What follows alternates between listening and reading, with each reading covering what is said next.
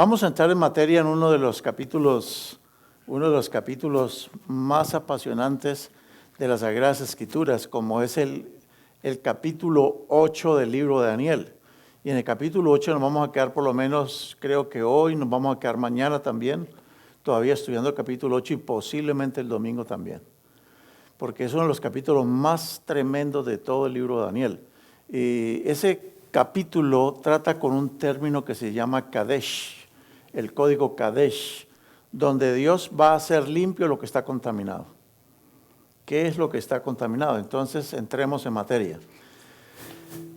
Como vimos al comienzo del seminario y hemos visto hasta el día anterior, la profecía básica de toda la Biblia es Daniel 2, donde habla de la estatua. Ya lo dijimos que es la columna vertebral. Después de Daniel 2 apareció Daniel capítulo 7. Y Daniel 7 nos habló de puras bestias. Pero acuérdense ustedes que dijimos que cada bestia corresponde a ¿qué? Cada bestia corresponde a ¿qué? A un metal, ¿cierto? A un metal. Pero algo que tiene en particular el libro de Daniel 8 es que Daniel 8 no habla de bestias. Daniel 8 habla de animales que tienen que ver con el santuario. Entonces, lo primero que, por ejemplo, el profeta ve es un carnero. Y el carnero era un animalito que usaban para los sacrificios en el santuario. El segundo animal que se ve es un macho cabrío. Y el macho cabrío también se utilizaba en los servicios del santuario. Y lo último que se ve allí es que aparece una expresión muy interesante que habla de la purificación del santuario. Por eso, si le vamos a dar un título a Daniel 8, sería la profecía del santuario, o la profecía de la purificación del santuario. Ese sería como el título de Daniel capítulo 8.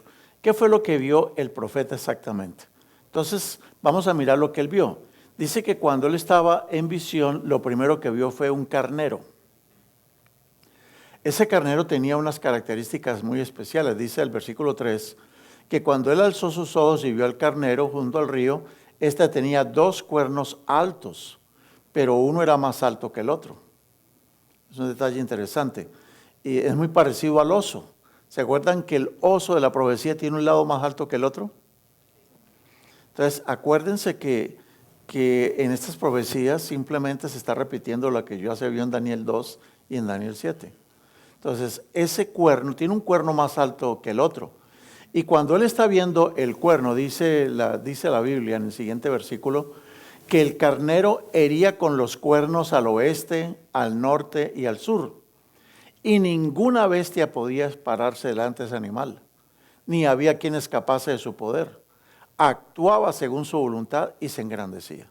Estamos hablando del carnero, un animal del santuario, de los animales que se usaban en el santuario. Es símbolo de los príncipes, el carnero. Muy bien, ¿qué ocurre? Cuando él está viendo la visión, está viendo el carnero en lo máximo de su fuerza, de pronto ve a otro animal. Ese animal no trae 2 cuernos, sino que trae uno solo. Y viene tan rápido que viene como volando. Y dice que ese macho cabrío que él está viendo, vio cuando se acercó hasta el carnero. Vamos a leer el versículo 5 de Daniel 8. Mientras yo pensaba, un macho cabrío vino desde el oeste. Si ustedes se dan cuenta, ustedes, por ejemplo, el carnero, ¿hacia qué lado ataca? Dice que ataca al oeste, al norte y al sur, pero no ataca hacia el oriente. Es un detalle interesante. ¿Por qué? Porque es que el carnero representa un reino que venía del oriente. ¿Cómo se va a atacar a sí mismo? No puede ser. Pero el que ahora viene ¿de dónde? Viene del oeste. Y dice de que corría deprisa que ni siquiera tocaba la tierra. Y este macho cabrío tenía un cuerno notable entre sus ojos, un cuerno notable. Mientras que el otro tiene 2 cuernos, pero uno más altito que el otro, este tiene solo un cuerno notable entre sus ojos. ¿Y qué hace ese macho cabrío? Dice que cuando vino hasta el carnero de 2 cuernos, que yo había visto junto al río, corrió contra él con todo el ardor de su fuerza. Y dice el versículo 7, vi que llegó junto al carnero, lo atacó furiosamente y le quebró sus 2 cuernos. Y el carnero ya no tuvo fuerza para resistirlo. Estamos viendo animales luchando entre sí. Eso no se había visto en las otras profecías. No se ve, por ejemplo, que el oso está peleando con el leopardo, no, nada de eso se ve. Pero en esta sí. Y son animales del santuario. Todo está dentro del término del santuario. Después dice que el macho cabrío derribó por tierra el carnero y lo pisoteó. No hubo quien librase al carnero de su poder. Ahora, ¿qué le pasa a ese macho cabrío? Ese macho cabrío le pasa algo interesante. Dice que cuando estaba en su fuerza, aquel gran cuerno fue quebrado. El cuerno grande que tenía, el cuerno notable, fue quebrado y en su lugar salieron 4 cuernos prominentes. ¿Hacia qué dirección? Aquí tenemos que prestar mucha atención a un detalle curioso que va a venir acá. Dice que son 4 cuernos y los 4 cuernos van ¿hacia dónde? Hacia los 4 vientos del cielo. No es lo mismo decir 4 cuernos que decir 4 vientos. No es lo mismo. Los cuernos son símbolos de reyes y los vientos son símbolos de destrucción, son símbolos de luchas, de guerras. Pero los 4 cuernos prominentes crecen hacia los 4 vientos del cielo. Daniel 8, el versículo 8. Y ahora aquí viene lo curioso. Dice el versículo que sigue, el versículo 9, Daniel 8, 9. El artista, noten ustedes que no puso el cuerno saliendo de ningún cuerno. Porque dice, y de uno de ellos, la pregunta es de qué, de cuáles. ¿De uno de los 4 vientos o de uno de los 4 cuernos? Porque si miran el versículo anterior que dice que los 4 cuernos crecieron hacia los 4 vientos. Y luego dice, y de uno de ellos, y aquí quedamos medio perdidos, ¿de uno de cuáles? ¿De uno de los 4 vientos o de uno de los 4 cuernos? Dice, y de uno de ellos salió un cuerno pequeño que creció mucho hacia el sur, hacia el oriente y hacia la tierra gloriosa, o sea, viene del occidente. Viene del occidente y va hacia la tierra gloriosa quedaba en el norte. ¿Quién es el cuerno pequeño? Pues ya lo estudiamos en estos días anteriores, estudiamos al cuerno pequeño. Pero ahorita vamos a estudiar el cuerno pequeño en otra perspectiva, desde la perspectiva del santuario. Entonces, ahora tenemos que definir de cuál de los dos sale. Lo vamos a definir dentro de un ratito. Vamos a ver si el cuerno pequeño sale de uno de los 4 cuernos o si viene de uno de los 4 vientos. Eso lo vamos a tener que definir un poquito más adelante. Pero ahora noten ustedes lo que el profeta habla de ese cuerno. Ese cuerno era pequeño en el comienzo, pero comenzó a crecer ese cuerno. Y ¿saben qué? Los cuernos también eran muy útiles en el santuario, porque con los cuernos tocaban, por ejemplo, en la fiesta de las trompetas tocaban los cuernos, que se llaman hoy shofar o se llaman los shofares. Entonces el cuerno lo utilizaban como shofar, como un instrumento, pero en las fiestas del santuario. Entonces, eso es algo que yo quiero que se nos quede en nuestra mente en el día de hoy. Todo Daniel capítulo 8 está hablando del santuario, del santuario, del santuario. Solo habla de animales del santuario. Nos está hablando del shofar. De alguien del santuario, del shofar, del santuario. ¿Y qué dice de este cuerno pequeño? Este cuerno pequeño, dice el versículo 10, se engrandeció hasta el ejército del cielo. Echó por tierra parte del ejército y de las estrellas y las pisoteó. Si nosotros buscamos, por ejemplo, en Apocalipsis capítulo 1, dice que las estrellas son símbolos de los ángeles. En Apocalipsis 1 dice, al final de Apocalipsis 1. Entonces, el cuerno pequeño se engrandece contra el ejército del cielo. Siempre hemos creído que el ejército del cielo se refiere a los ángeles.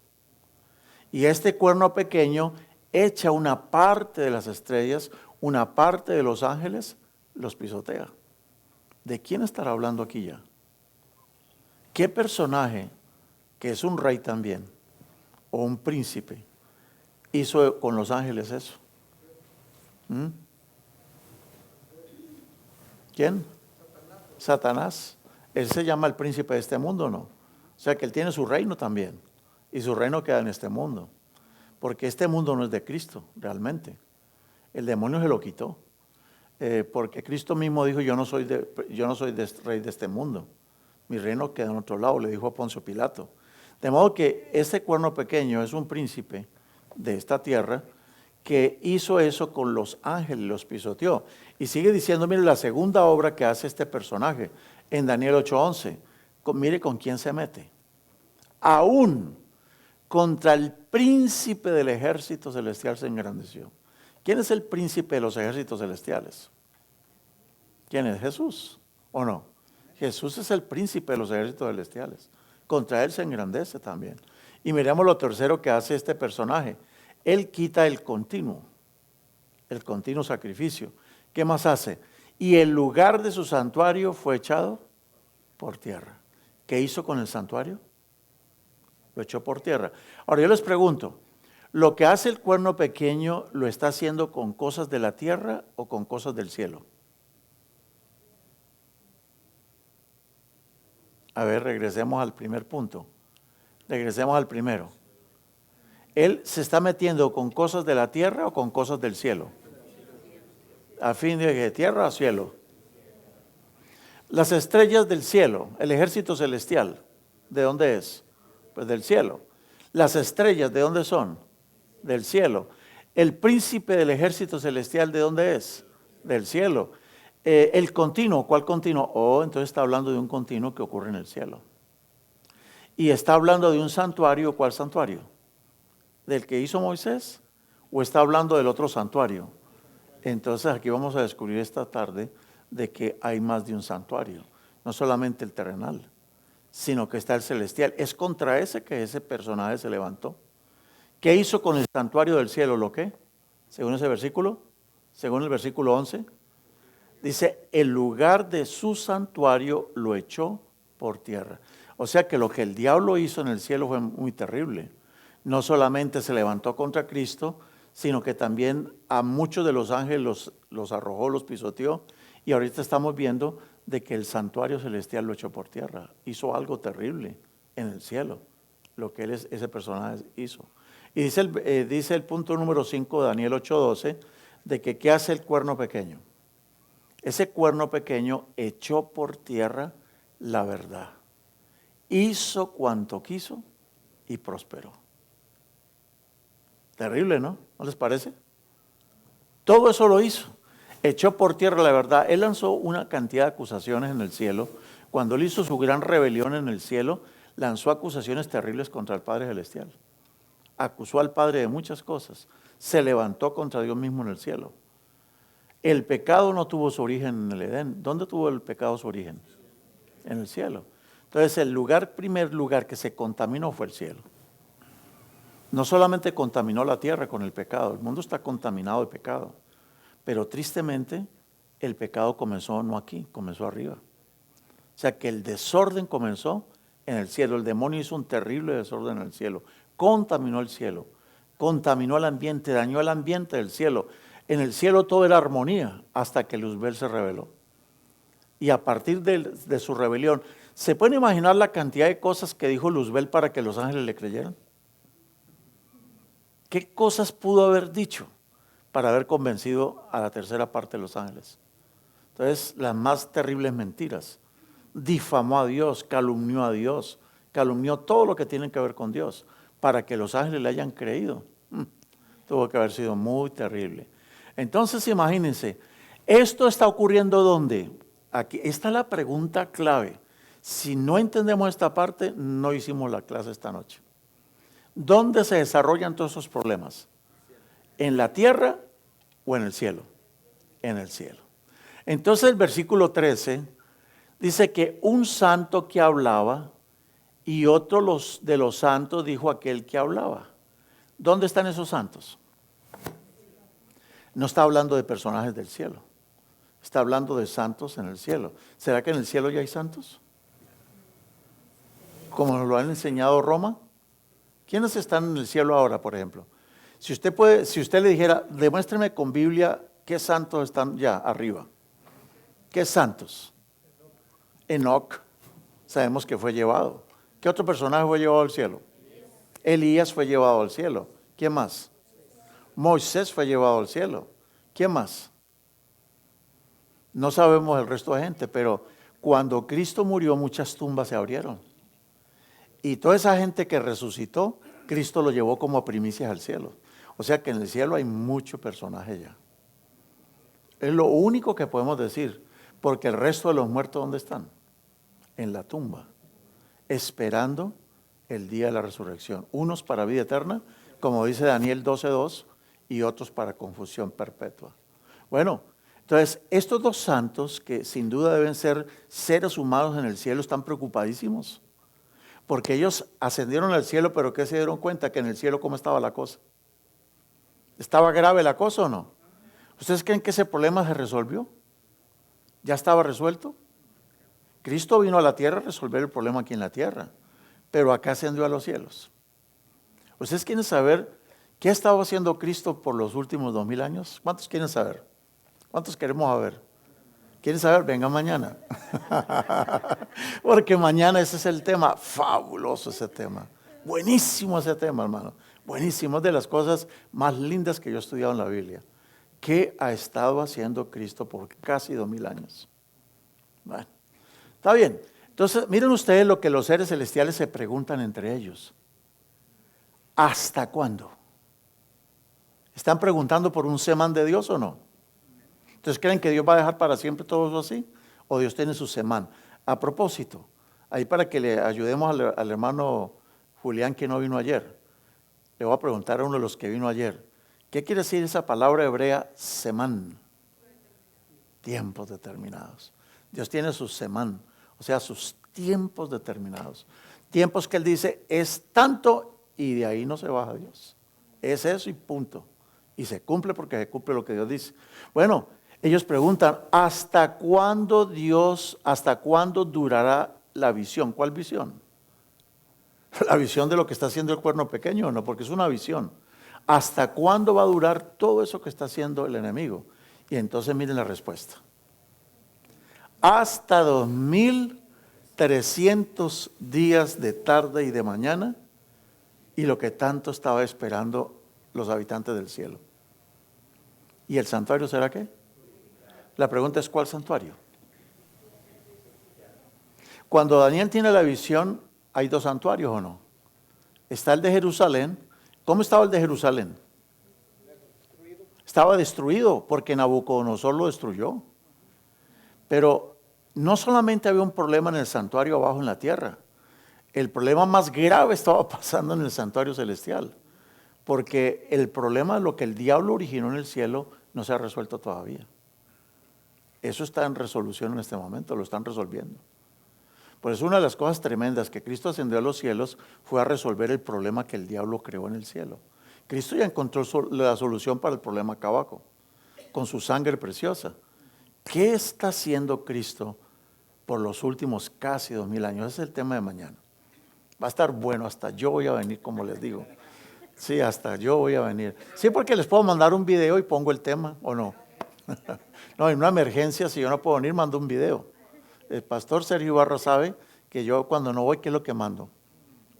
Mando el tema y ahí sale el tema en la radio, y todos los días está en la radio. Pero ya saben de qué manera a veces. Bueno, hermanos, dice hasta 2300, cuando los ángeles preguntan, cuando los santos preguntan, ¿y hasta cuándo va a durar esta visión? ¿Hasta cuándo el cuerno pequeño va a estar hablando palabras contra Dios, haciendo guerra a los santos, haciéndole la guerra a Cristo, echando la verdad por el suelo? ¿Hasta cuándo va a durar este santuario pisoteado? ¿Hasta cuándo? Y la respuesta fue, hasta 2300 días de tardes y mañanas. Y subrayemos ahora con doble raya por debajo, y el santuario será purificado. Muy bien, entonces el santuario será purificado. ¿Qué quiere decir todo eso que está diciendo allí? Pues yo quiero decirles que el profeta quedó medio perdido. Quedó perdido porque no entendía nada. Hasta que Dios le envía al ángel Gabriel. Y Gabriel viene a explicarle, pero ha pasado muchos meses. Déjenme decirles que han pasado meses. Porque acuérdense ustedes que cuando él escuchó 2300 días, ¿qué le pasó al profeta? Nosotros ayer aprendimos que 2300 días equivale a ¿qué? Años, ¿o no? Y el profeta quedó enfermo, se enfermó. Pasaron meses. Y después de varios meses, el profeta se puso a orar y cuando se puso a orar, le llegó el ángel Gabriel. Y aquí apareció el ángel Gabriel.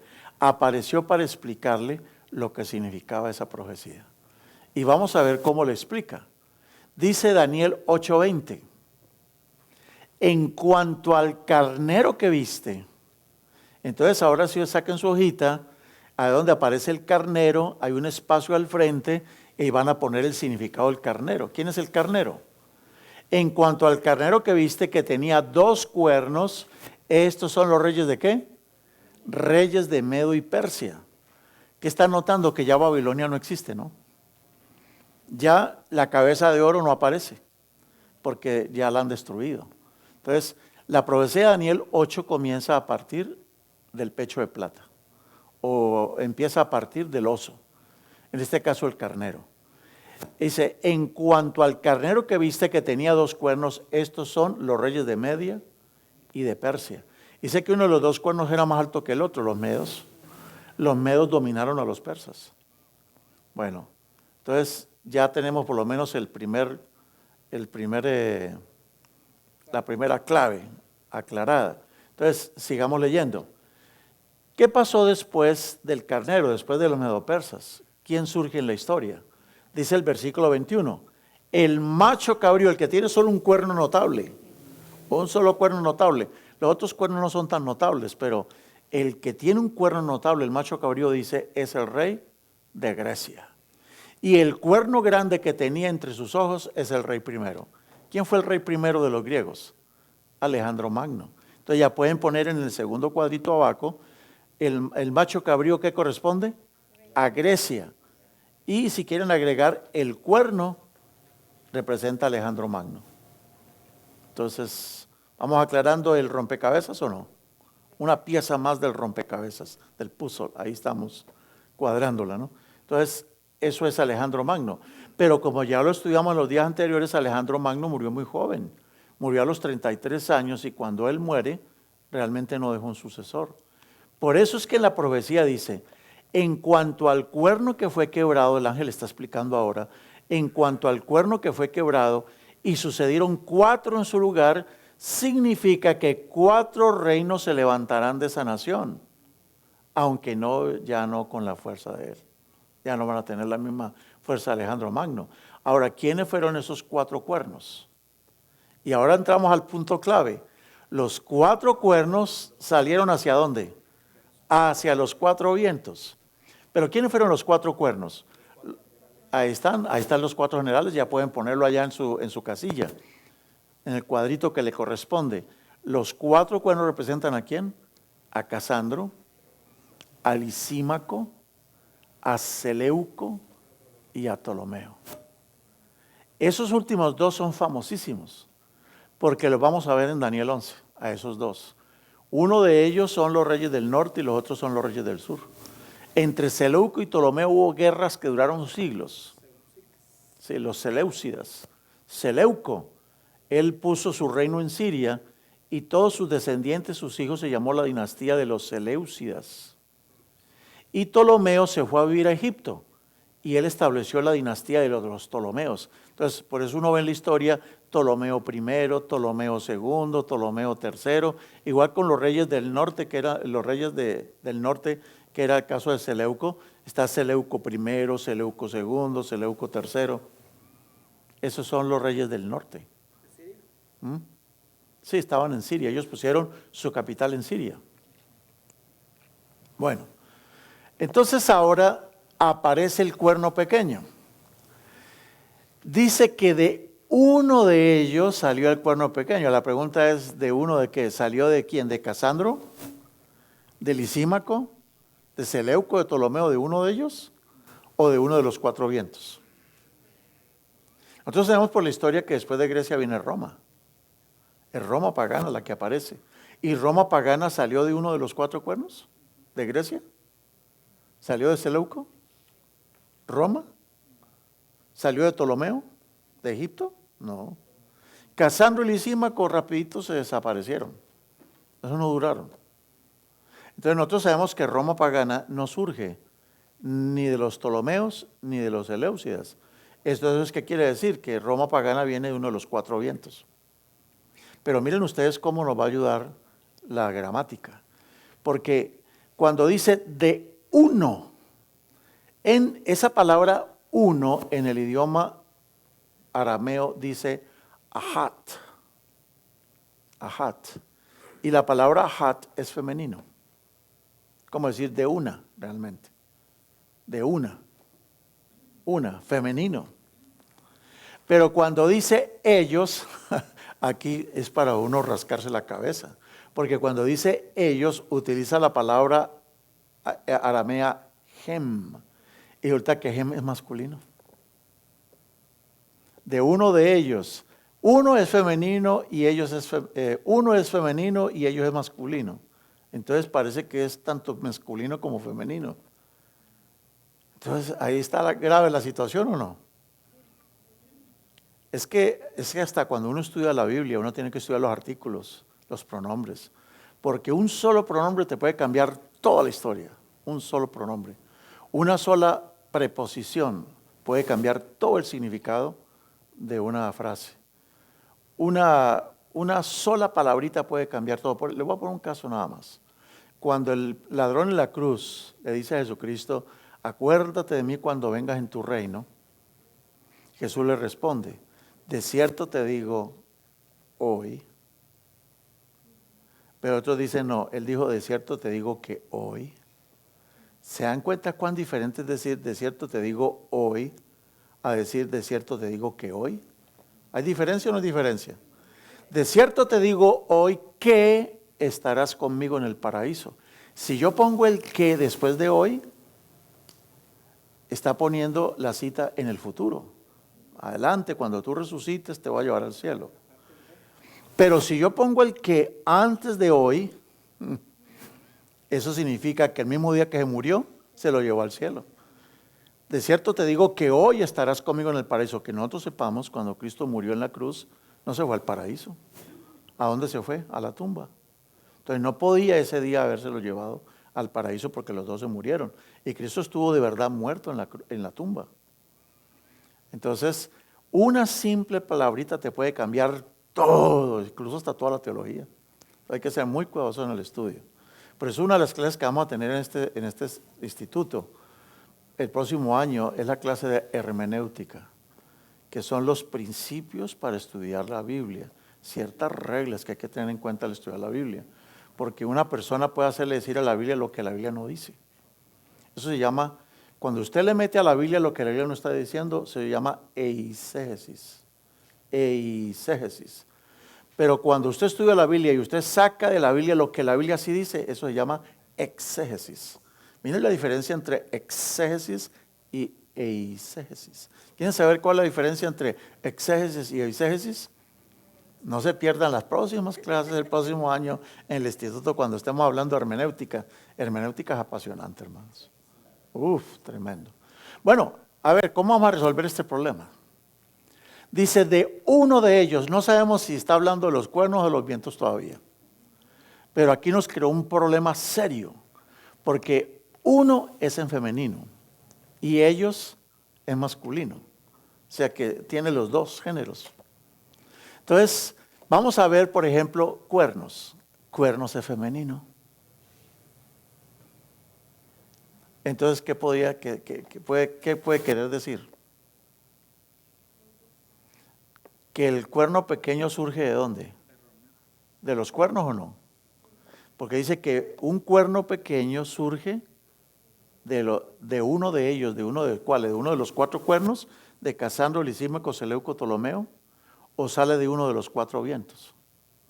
Entonces, si decimos que es cuernos, tenemos el problema del masculino ellos. No sé si me hago entender lo que quiero decir. O sea, tampoco se vayan a angustiar por no entender esto. No es tan importante, pero yo lo hago pues, para que le pongamos mucha seriedad al estudio. Cuando dice de uno de ellos, no sabemos si es de los vientos o de los cuernos, porque eso puede cambiar mucho. Puede cambiar mucho. Ya tenemos un problema muy serio, Si Roma pagana surge de los cuernos, eso es un error histórico, porque Roma pagana no surge de ninguno de los 4 cuernos. No surge ni de Casandro, ni de Lisímaco, ni de Seleuco, ni de Ptolomea. Seleuco se fue a vivir a Siria. Y que yo sepa, Roma pagana no sale de Siria, ¿o sí? Empezando que es distinto los nombres de las ciudades. Y Ptolomeo, que es el otro rey fuerte y poderoso, está en Egipto. Que yo sepa, el Imperio Romano no salió de Egipto. Entonces nos queda la opción de Casandro y Lisímaco, y eso no duraron nada. Esos desaparecieron rápido. Prácticamente que los territorios de Casandro y de Lisímaco se los tomaron los otros 2. Entonces ahí quedamos perdidos. Entonces, si no pudo ser de los cuernos, porque eso sería un horror histórico, no un error, sino un horror histórico, entonces la única opción que nos queda es que salió ¿de dónde? De los vientos. Y les tengo una sorpresita. Resulta que la palabra vientos se utiliza ya sea para el masculino o ya sea para femenino. O sea que es bisexual. Tiene los 2 géneros. Usted puede utilizar la palabra vientos en masculino o en femenino, no importa. Entonces, ¿qué sería lo más correcto? Si uno es femenino, cuadra con el femenino de vientos o no. Y si ellos es masculino, pues el masculino de ellos cuadra con el masculino de vientos. Pero el caso de cuernos es solo femenino, solo femenino. Luego usted no puede utilizar, por ejemplo, ellos en masculino con la palabra cuernos. Porque no sé si me hago entender lo que quiero decir. ¿Sí? Ustedes tienen que escoger entre cuernos y vientos. De uno de ellos es tanto femenino como masculino o no. Entonces solo puede escoger una palabra que sea los 2 géneros. Vientos. Entonces ahí ya resolvemos el problema, porque efectivamente Roma no surgió de los cuernos. Roma surgió de uno de los vientos que venían, ¿de dónde? De Occidente, más allá de Grecia. Venían de Occidente. Y hay algo interesante en cuanto a Roma. ¿Cómo hizo Roma pagana para poder conquistar el mundo?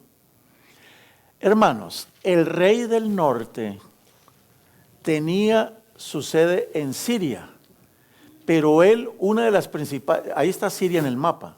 Incluso hoy Siria es importante porque allá hay una terrible guerra en este momento, problemas con estos yihadistas, con los del Estado Islámico. Y hoy, por ejemplo, Uruguay aceptó refugiados sirios. Eso es noticia hoy en el mundo, ¿no? Refugiados están llegando a otros países. Y en Uruguay, aquí en América, llegaron ya los sirios. Siria, el territorio de Siria se extendía a lo que ustedes están viendo allí. Ahí está Siria, arribita está Capadocia y Pérgamo. La sede del imperio sirio estaba en Pérgamo. ¿Y qué pasó con Pérgamo? Pérgamo es el rey del norte. Bueno, ¿qué pasó con Pérgamo? Miren qué tremendo lo que pasó. ¿Cómo hizo Roma para apoderarse de todo el Oriente Medio? Pues mire lo que ocurrió. Pérgamo es famoso en la historia por un detalle. ¿Cuál fue el detalle? Vamos a ver cuál fue el detalle, que no me quiera salir. Ok. De los seleucos, después vinieron los atálidas. Es otra dinastía. Los atálidas dominaron el mundo entre el año 281 y el año 133 a.C.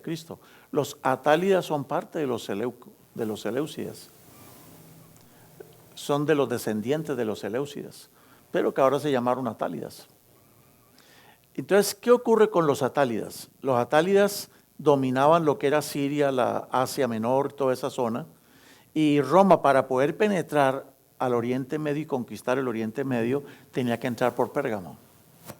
Tenía que hacer guerra con Pérgamo y destruir a Pérgamo. Pero mire lo que ocurrió. Resulta que los atálidas se volvieron aliados de Roma en sus guerras contra los griegos. ¿Eran aliados ahora? Se hicieron aliados. Y el último rey de ellos, Atalo III, antes de morir, dijo: Roma, le regalo mi imperio. Se los dio en herencia. O sea que Roma, sin utilizar una espada, sin derramar una gotita de sangre, se apoderó de todo el reino del norte. pero porque Atalo III se lo dio en herencia. Entonces anoten eso porque eso usted lo puede comprobar metiéndose a los libros de historia. Por la internet mismo meta, se ponga Atalo III y ahí está la historia terrible. Imagínense cómo se sentía Ptolomeo, los Ptolomeos en el sur, en Egipto, cuando se dieron cuenta que sus odiados enemigos del norte, los Seleucidas o los Atálidas, ahora se unieron con Roma y Roma entró tranquilamente con sus ejércitos y ahora pues Ptolomeo se metió en problemas, los Ptolomeos, porque Roma les iba a caer. Y la última reina de los Ptolomeos fue Cleopatra. Y Cleopatra le tocó suicidarse porque Roma le cayó. Entonces miren ustedes cómo los reyes del norte se aliaron con Roma y Roma tranquilamente se apoderó del mundo. Eso está en la historia. Entonces, Roma no surgió de Pérgamo. Roma pasó por Pérgamo y se apoderó de Pérgamo porque no se apoderó, lo heredó, lo heredaron, gracias al rey Atalo III. Porque él dijo, Atalo dijo, yo que me voy a poner a pelear contra los romanos.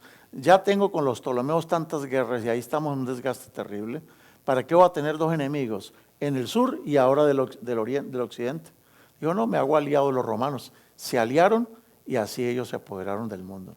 Entonces, esas fueron jugadas políticas. Entonces, bueno, muy bien. Llega el momento en que nosotros aclaremos entonces quién es el cuerno pequeño. ¿Sí, hermano?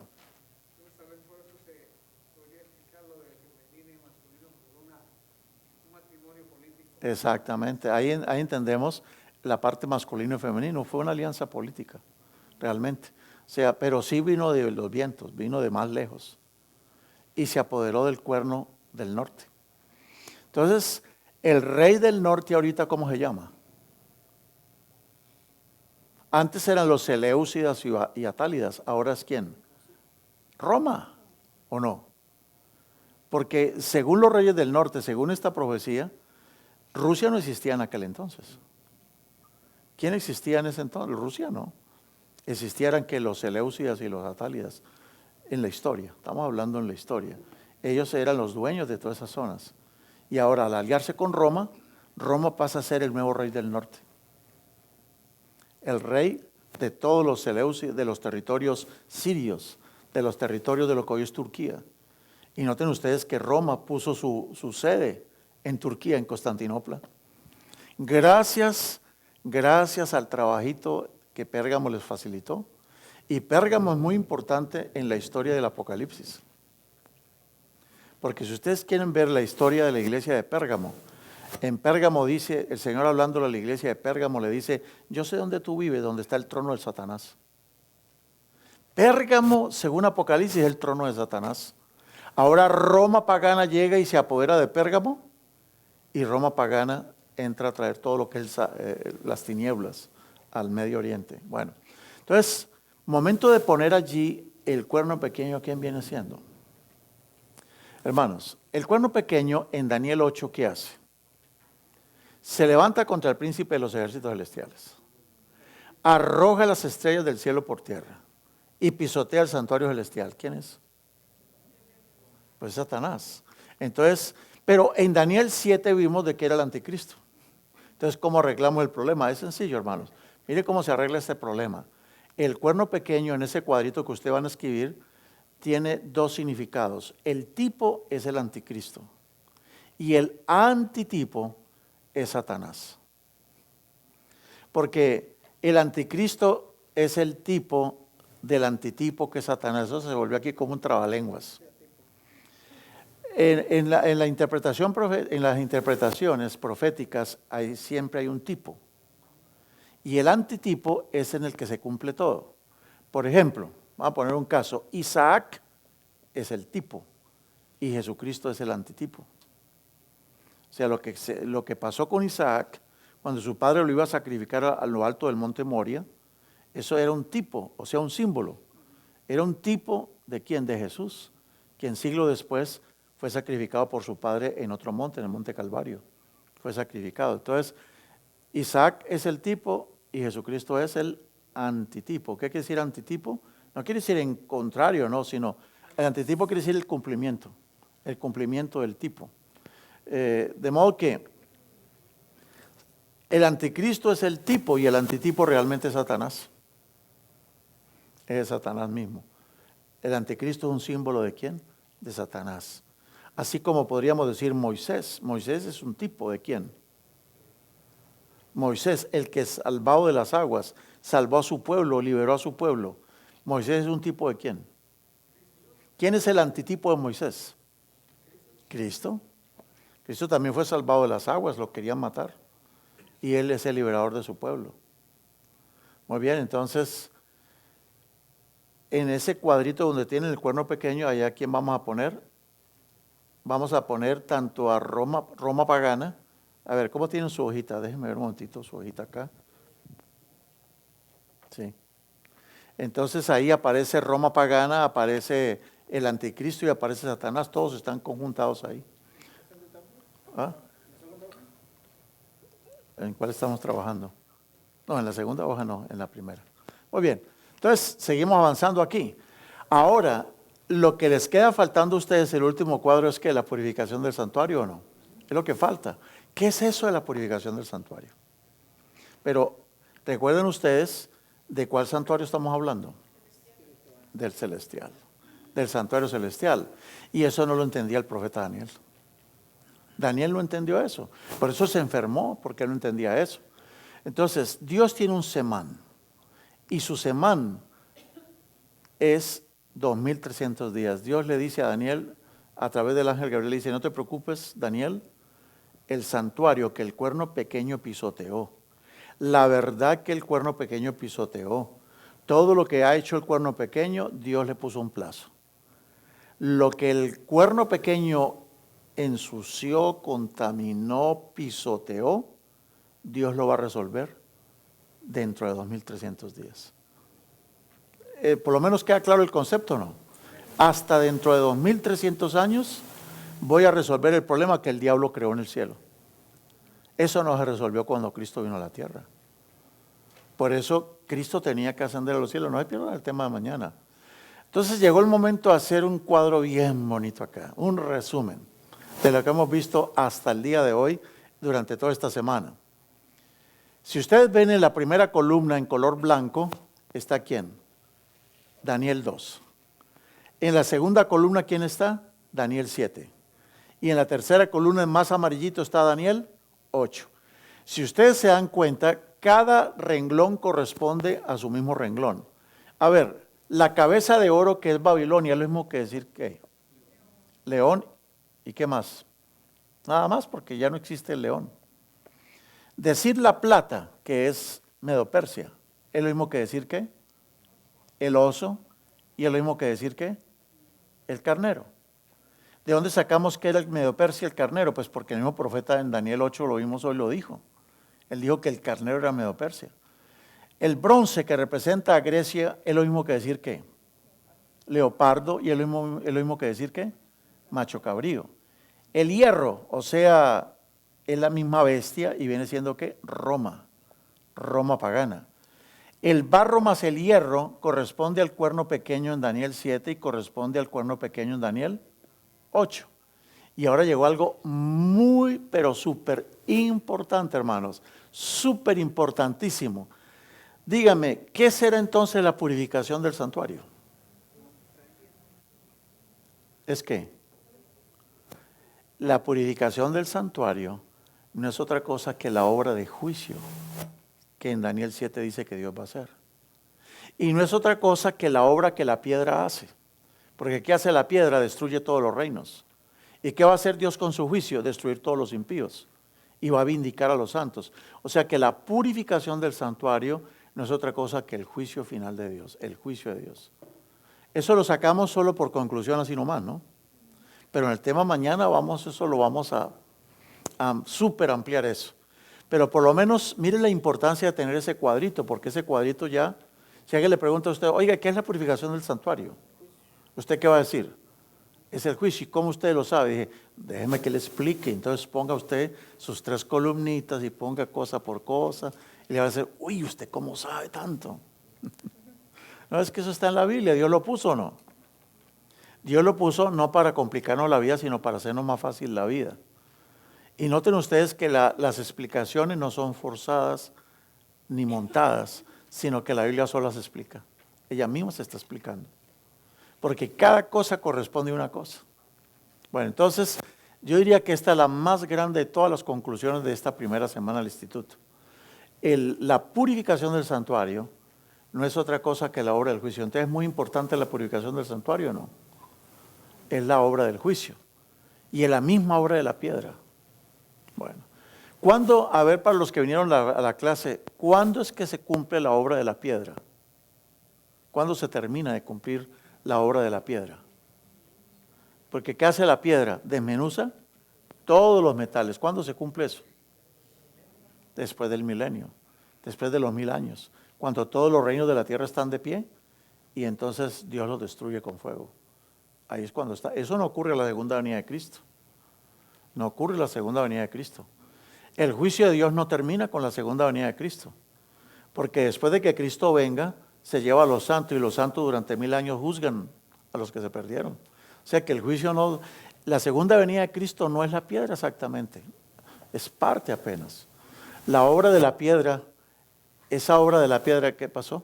Se nos salió la presentación. A ver, ¿qué ocurrió allí?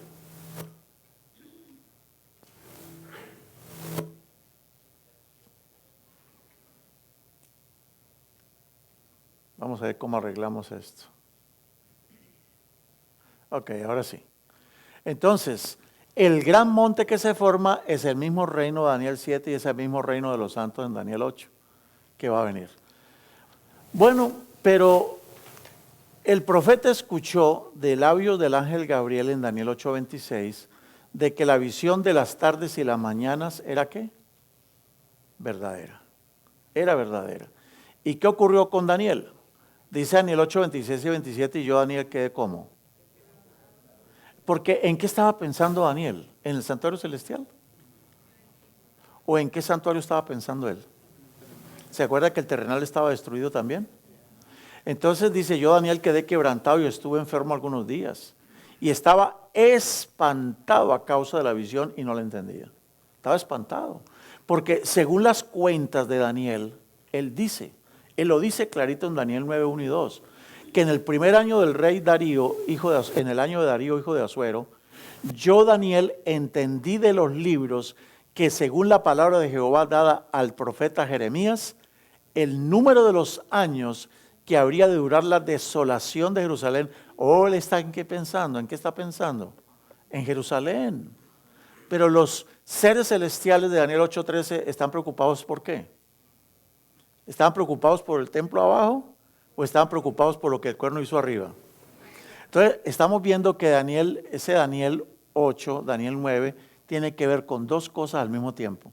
Con lo que pasa en la tierra, pero también con lo que está pasando arriba en el cielo. Ese fue el problema de Daniel.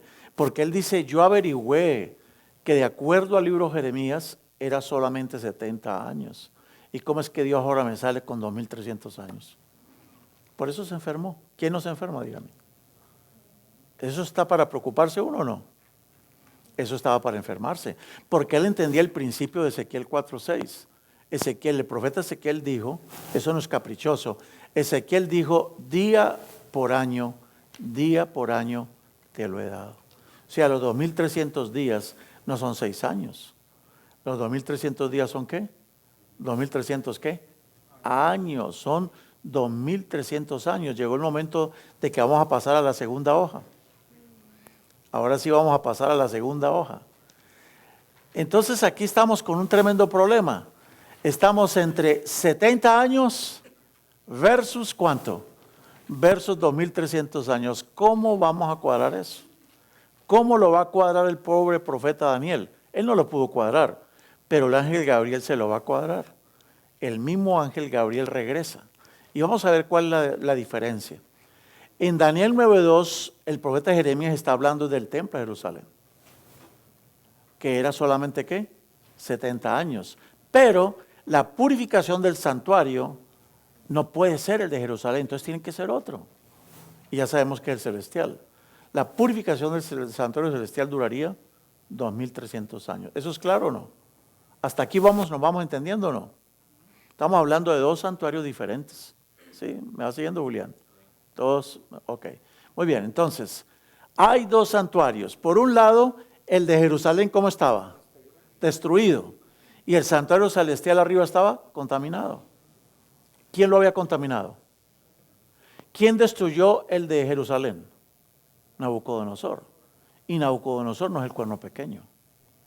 Nabucodonosor no pudo haberse levantado contra el príncipe de los ejércitos celestiales. Nabucodonosor no se levantó contra el santuario celestial. Nabucodonosor no echó por tierra la verdad. ¿Cuál verdad echó por tierra Nabucodonosor? Ninguna. Nabucodonosor era un siervo de Dios más bien. Dios utilizó a Nabucodonosor para castigar a su pueblo. Entonces, hay dos santuarios, el terrenal y el santuario celestial. En Jerusalén no había templo para purificar. ¿Qué templo iba a purificar? Si estaba destruido. No había quedado piedra sobre piedra. Ese no podía ser purificado. Entonces, si repasamos lo que el cuerno pequeño, recordemos que echó las estrellas ¿por dónde? Por tierra. ¿Se engrandeció contra quién? Contra el príncipe de los ejércitos celestiales. Nabucodonosor, ¿contra cuál príncipe de los ejércitos celestiales luchó? Contra ninguno. El lucho fue allá contra los israelitas. Y el cuerno pequeño quitó el continuo sacrificio y echó por tierra el santuario. Eso lo hizo Nabucodonosor, sí. Pero Nabucodonosor no hizo las otras dos cosas. Entonces hay que buscar algo más completo, y el más completo es lo que el diablo hizo.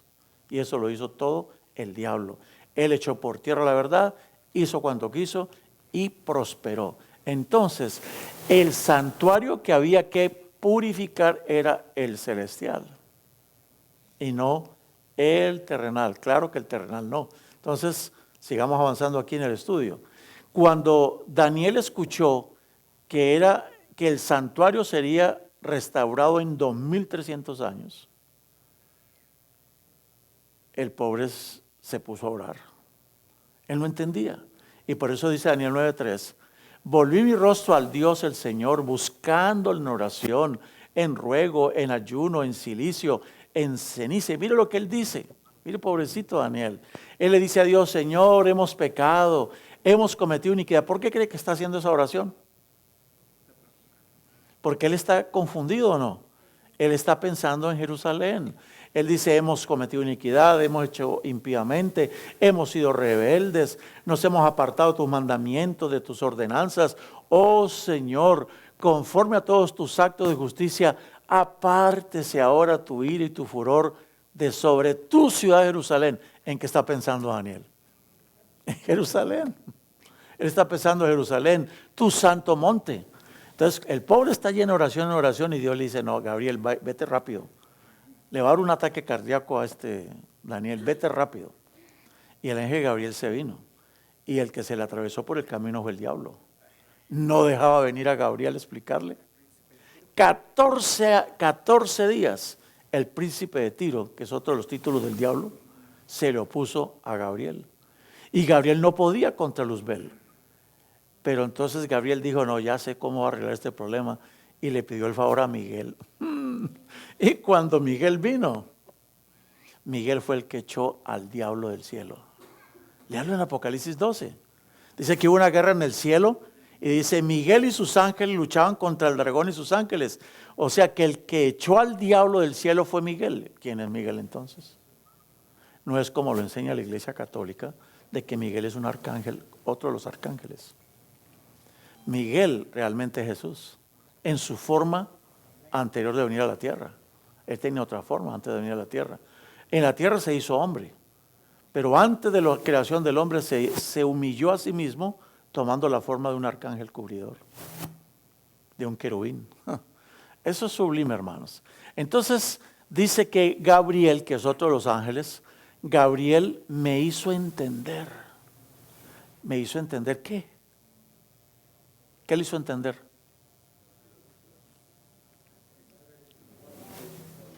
Los 2300 días o no. Es que ¿qué otra cosa quedó confundido? De los 2300 días. Entonces, Daniel 9 no podemos separarlo de Daniel 8. Daniel 9 es parte de los 2300 días. Es parte del problema. Entonces dice, le dijo, habló conmigo diciendo, Daniel, ahora he salido para darte sabiduría y entendimiento. Mira, para que tú entiendas, déjame decirte algo. 70 semanas están determinadas y la palabra determinadas en esta versión del 2000 dice están cortadas. En hebreo se dice shatak. Y shatak quiere decir sacar un pedazo del cake. Sacó un pedazo de lo que ya existía. El cake tiene 2.300 porciones, 2.300 días. Y ahora sacó 490 porciones para entregárselas al pueblo de Israel. Dice, 70 semanas. ¿Tú estás preocupado por qué, Daniel? ¿Estás preocupado por el templo de Jerusalén, sí o no, Daniel? Ok, mira la respuesta de Dios. Tu preocupación es el templo de Jerusalén. Mira, tranquilo, mira. 70 semanas. De esos 2.300 que tú estás medio loco que no entiendes, entiéndeme, mira. De esos 2.300, 70 semanas, Dios, mi Padre Celestial, las está determinando para tu pueblo y para tu santa ciudad. Y yo espero, Dios espera, de que ustedes al final de las 70 semanas terminen con la prevaricación. Se ponga fin al pecado, se expíe la iniquidad, se traiga la justicia perdurable, se sella la visión y la profecía y se unja al santo de los santos. Entonces, de esos 2.300 días que ustedes ven allá, el de color rojo, Dios, ¿qué está haciendo? De esa línea de los 2.300, Dios le está separando la línea amarilla. ¿Esa línea de cuánto es? De 70 semanas, o sea, 490 días. De los 2.300 días, Dios va a dedicar 490 días para el templo de Jerusalén que tanto le preocupaba al profeta. Tranquilo, vamos a reedificar el templo, no te preocupes. Lo que yo le dije a Jeremías es cierto, en 70 años van a terminar las cosas. Eso se va a cumplir. Y aún más, no te estoy hablando de 70 años como Jeremías lo dijo. Te estoy dando 490 años para tu pueblo. 490. Y dice, y sabe pues si entiende. Y aquí está la clave para entender cuándo comenzaron los 2.300 días. Desde la salida de la orden para restaurar y edificar a Jerusalén. O sea que Dios le está resolviendo el problema a Daniel, ¿o no? Le está resolviendo el problema, pero del santuario terrenal por ahora. Pero queda pendiente del celestial. Dice, para tu templo en Jerusalén, sepas una cosa, cuando se dé la orden para restaurar y edificar a Jerusalén, hasta el Mesías príncipe, tremendo. Hasta le va a hablar de cuándo va a venir el Mesías. Tremendas revelaciones que le está dando. ¿Habrá cuánto? 7 semanas primero. ¿Y luego qué? 62 semanas. O sea, las primeras 7 semanas son ¿para qué? Para edificar la plaza y el muro. Y lo van a edificar en tiempos difíciles, en tiempos angustiosos. Y sigue diciendo Daniel capítulo 9, bueno, el profeta Esdras y Nehemías nos dicen que el decreto, hubo 3 decretos. El primero lo dio el rey Ciro, después lo dio Darío. Y ustedes encuentran todo eso en el libro de Esdras, aparecen los decretos.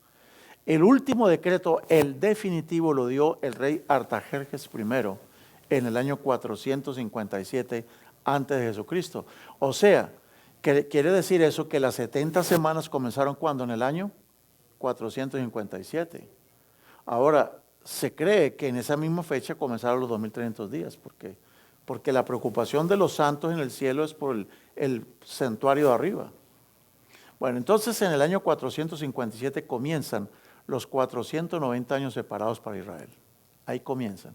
Entonces lo que ya sigue es pura matemática nada más. Es pura matemática. Porque miren, ¿en qué año terminan los 490 años? En el año 34 de la era cristiana. ¿Qué pasó en el año 34? ¿Qué pasó en el año 34? Mire, el muro se reconstruyó en las primeras 7 semanas, en 49 años. Eso lo dice Daniel 9:25. Y después de la reconstrucción del muro, 62 semanas después, 434 años después, apareció el Mesías. Porque eso le dijo el ángel Gabriel al profeta Daniel. Él le habló de que el Mesías vendría 62 semanas después de las primeras 7 semanas. O sea que Cristo apareció en el año 34 de la era cristiana, a la edad de 27 años fue bautizado. Y alguien dirá, ¿pero por qué eso? Él apareció en el año 31, 34 es cuando terminan los 490. Cristo, hermanos, dice la profecía, 70 semanas están determinadas para tu pueblo. 490 años. ¿Cuándo terminaron los 490 años? Acabamos de verlo. Mire. Israel no cumplió con su parte. ¿Por qué? Si ustedes miran lo que el Señor esperaba de ellos, dice, yo les voy a dar 70 semanas. Y yo espero que al final de las 70 semanas se termine la prevaricación. ¿Pero ustedes creen que eso se cumplió? ¿Israel dejó de prevaricar? No. Israel no cumplió con su parte. No terminó con la prevaricación. Pero cuando Cristo vino, Él cumplió con la parte de Daniel 9. ¿Qué fue lo que Cristo hizo? ¿Puso fin al pecado o no? A ver, regresémoslo aquí dos. ¿Qué dice la Biblia? Que 70 semanas están determinadas sobre tu pueblo, ¿para qué? Para terminar la prevaricación, para poner fin al pecado, para expiar la iniquidad, para traer la justicia. ¿Eso lo hizo Cristo o no? Mire, Cristo puso fin al pecado. ¿Cuándo? En la cruz.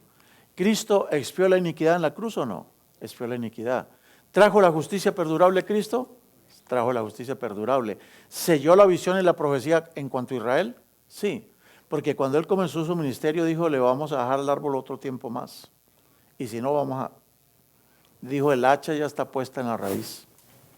O sea que Israel no fue deshecho como pueblo de Dios hasta que no se cumpliera la profecía. Cristo selló la visión y la profecía. Y fue ungido, cuando Cristo estuvo, fue ungido el santo de los santos. Eso se cumplió. Entonces, las 70 semanas van desde el año 457 a.C. ¿hasta cuándo? ¿Hasta el año qué? 34.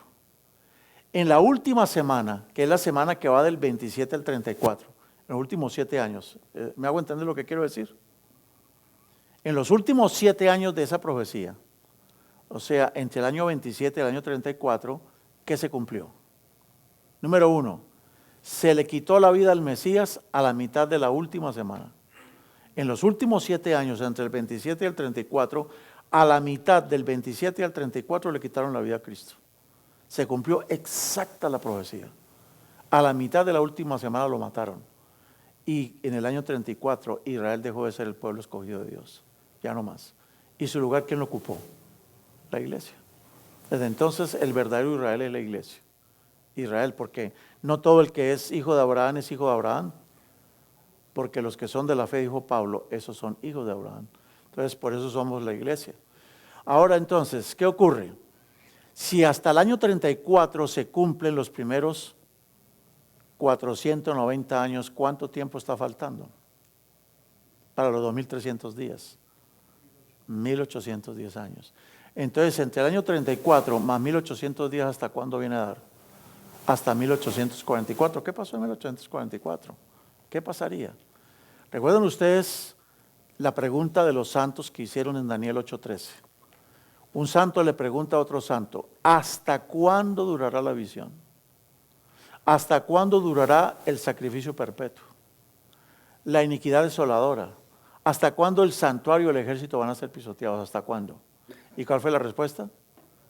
Me gusta lo que dice la Biblia de la Nueva Jerusalén. De paso, les hago una cuña entre paréntesis. La mejor versión en español que existe en el mundo es la versión de la Nueva Jerusalén. Es una versión católica. Es la mejor traducción que existe de la Biblia en español. Eso es para los que les gusta estudiar. Yo les sugiero que dentro de sus Biblias tengan una versión de la Nueva Jerusalén, porque es la más exacta en la traducción.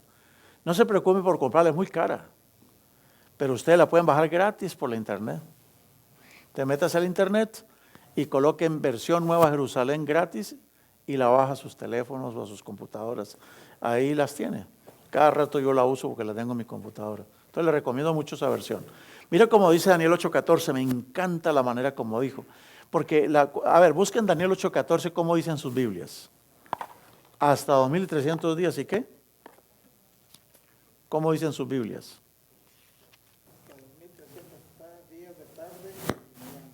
¿Y el santuario será qué? Purificado.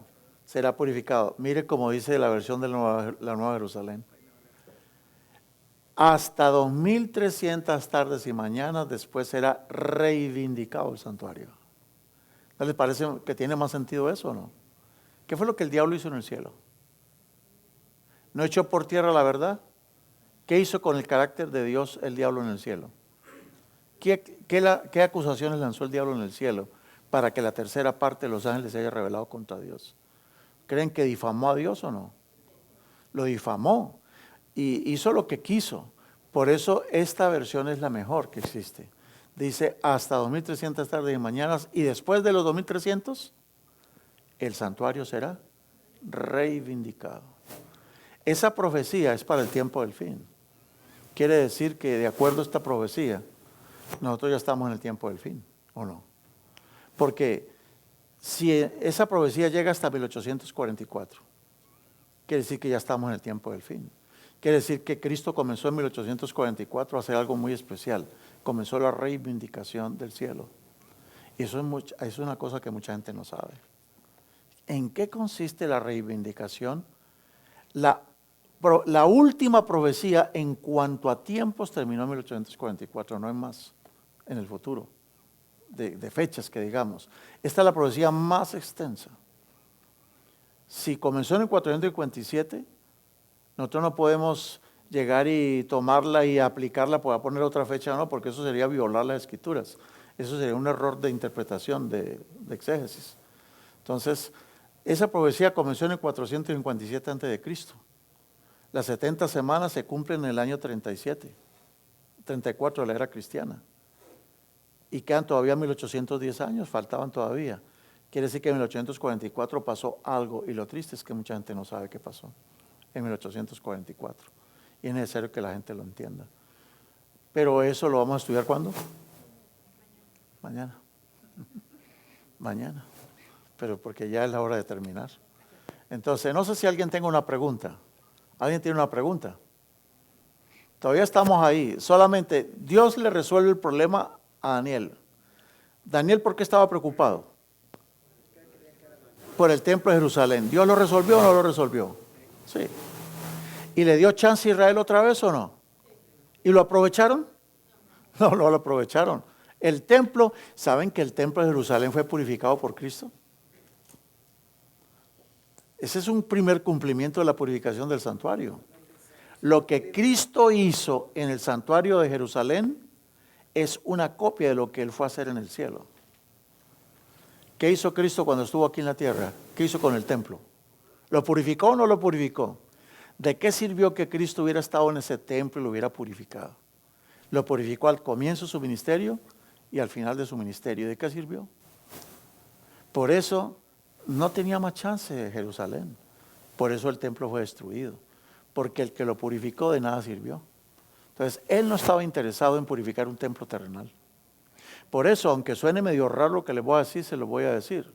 No estemos pensando en un templo en Jerusalén ahora, como andan enseñando muchos por allí, y que ese templo glorioso y tal, y que se va a establecer un reino allí. Eso hay que ponerle así una vea. Una incógnita bien grande, porque nos estamos saliendo de lo que la Biblia está diciendo. Entonces, el santuario que Cristo realmente ascendió a purificar, el propio, es el cielo mismo. ¿No dice que un día nos va a llevar para allá?